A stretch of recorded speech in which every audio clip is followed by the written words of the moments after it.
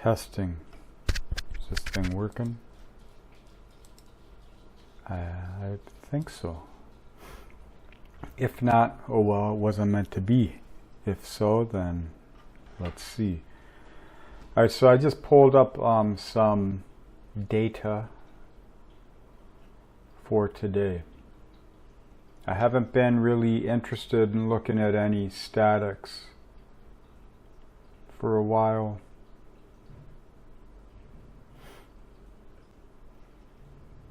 But I decided I would speak today. So here are just some ideas. So you can use numerology. I look at everything. I take into account sidereal. I will give like a 22 to 27 degree relation, a subtile type energy reach back. Generally, if I feel impelled to do that when I look at a chart. Then I also look at the progressions. They help me to understand the cultivating cycle. And unless I've studied a phenomena, a signature, a cycle back far enough, which I seldom do because I'm here now in this moment, I just feel into what is it saying to me right here, right now. What's my relation to this information, this world? What's the world doing? What is everyone doing? Transformation. I mean, you find through that analysis that there are always base fundamental relational happenings between you and existence. We'll call them truths, I guess. Metaphysical, mundane binds. Alright, so these truth things, these simple things that we all relate with, these are the things we need to honor in life. When we deny those, then we become subject to our own subjugation through the objective narration. So epigenetics, karmas, the legacy of Cain or Abel. You know, it's not all bad being handed up through us, but the good has to be created by you. You're never going to get the good from an old loop. It can't create anything new. It's in training. It's wearing down so you can break it. That's when new growth happens. Right, so the moon is at 0 degrees Libra here. The Libra point. Galactic center is galactic center, or so I have read and heard it said. And what is all that information? It's symbology, really. I mean, who can prove anything? It's what meaning do you infer in the words, not the words themselves. People are so conditioned to deny the truth of themselves that they will not have it in another, and it brings out these childish power plays where people want to assert some kind of dominion over another through denials in these twisted games of reality. And we weaponize ourselves and each other in the process, falling more into static compliance to negation of our values and the purity of the motion of our emotion. So it becomes function for something else.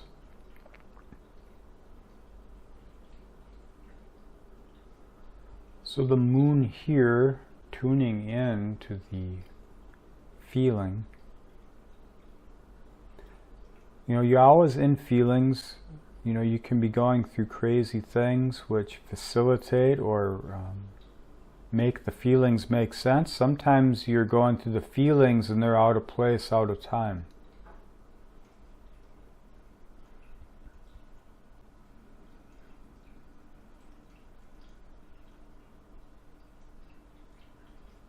How do you use the feeling? How do you cultivate the feeling? How do you channel it, bring it to life?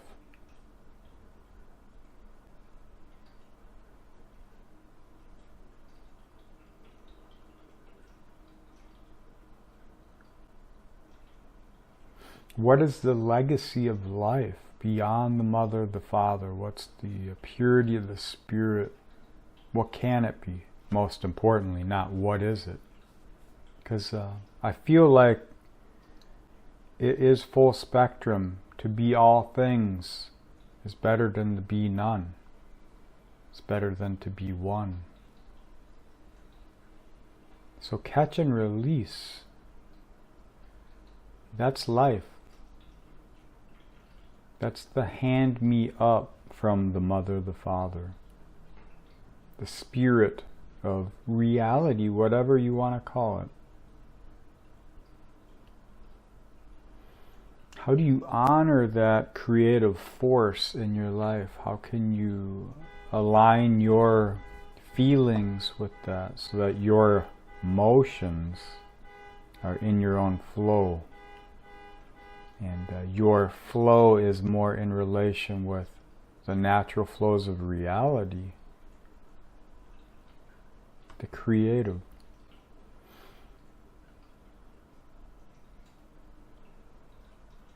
And where do you focus that in the world which is changing?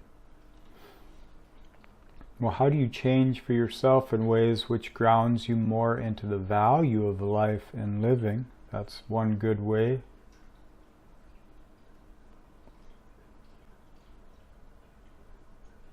How do you unbind yourself from the sorrows of the father, of the mother, of the societal expectation, of the shadow projection of all the denials of the ancestors here now for you to overcome?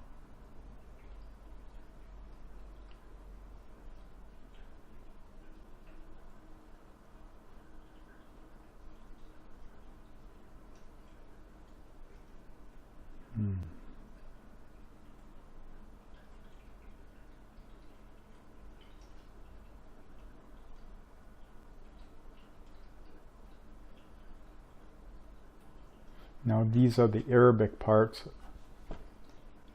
An old friend, mentor, he didn't really see value in the Arabic parts, but he didn't put his energy into finding it. I feel, but who knows? That's I think we're all tuned to different frequencies, you know, and if the truth resonates with the language within us, then we should learn what that is.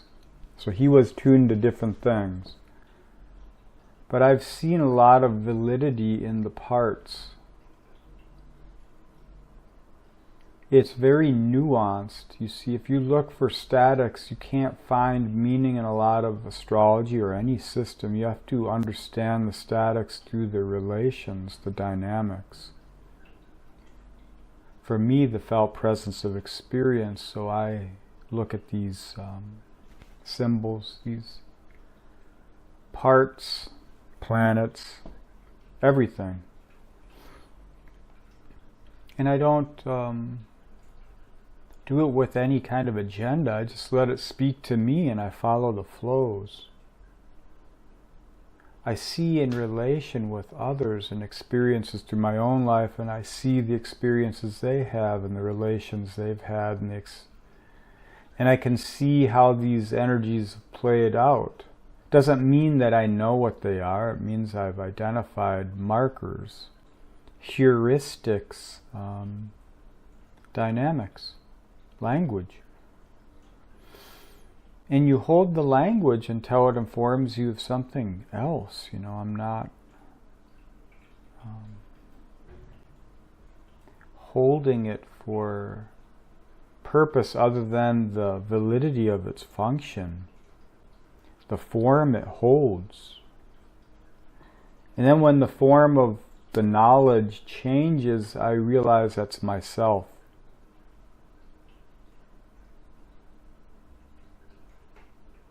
That's how all symbols work. You stare at a one long enough and it's going to become something else.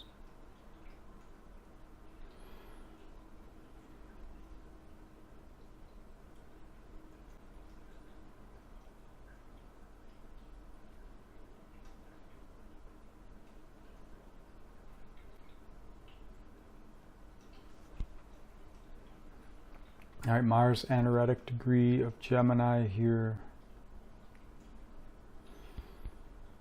Squaring Neptune, anaretic degree Pisces.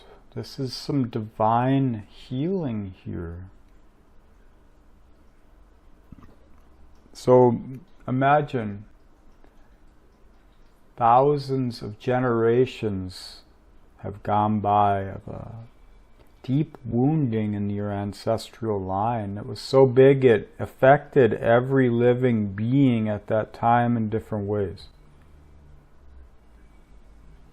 The trauma of that experience echoes through the blood, it echoes forward, it carries spirit, it carries maturation.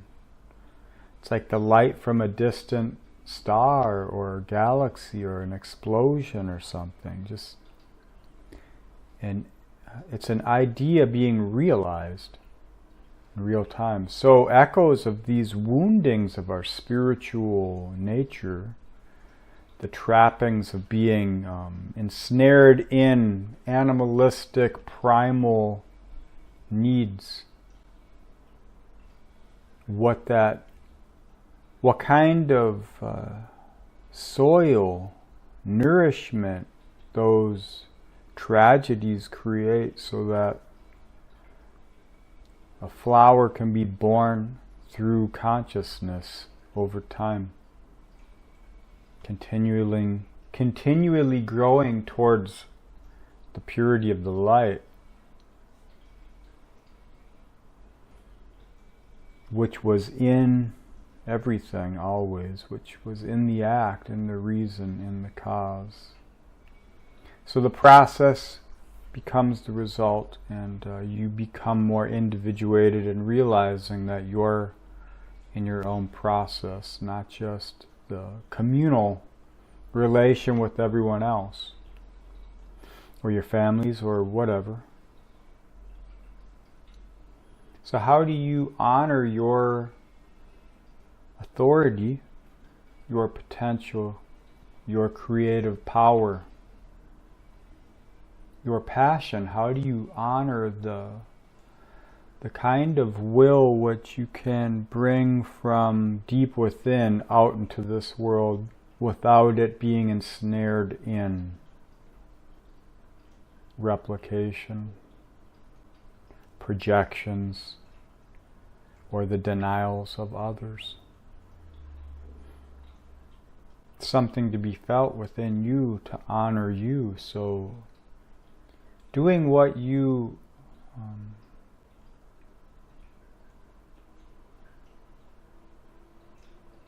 you know, the people you care about, and even the child within yourself, doing what they did not have the power to do.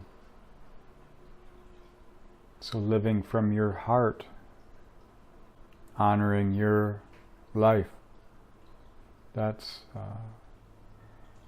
beyond all mundane, that's beyond revenge, that's beyond redemption, that's beyond any of those fucking ensnarements. It's life happening. Everyone can celebrate that.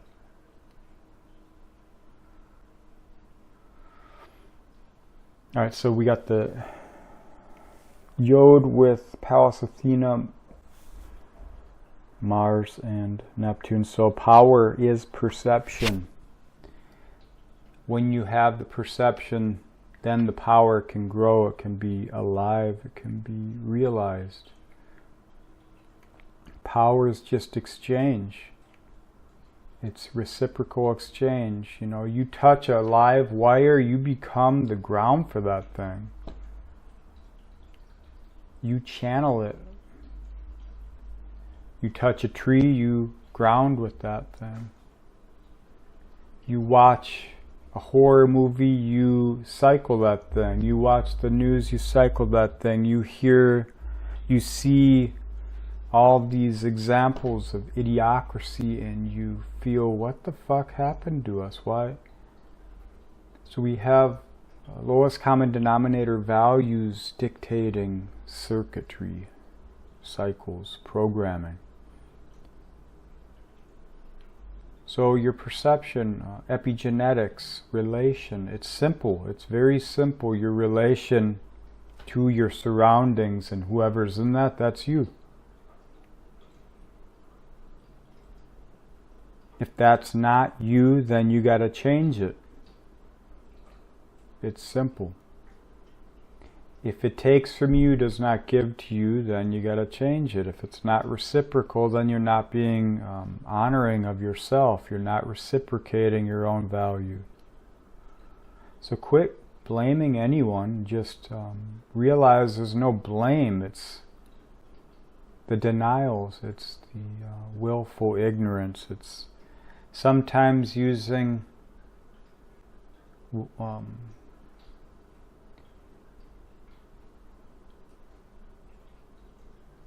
sometimes choosing your ignorance from the mind ensnares you deeper. You got to choose it from the heart.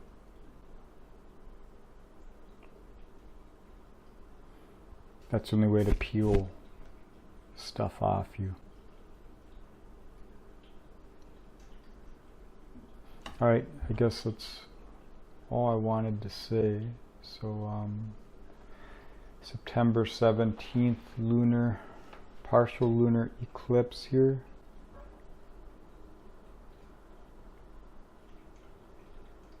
And October 7th, we'll have the annular solar eclipse.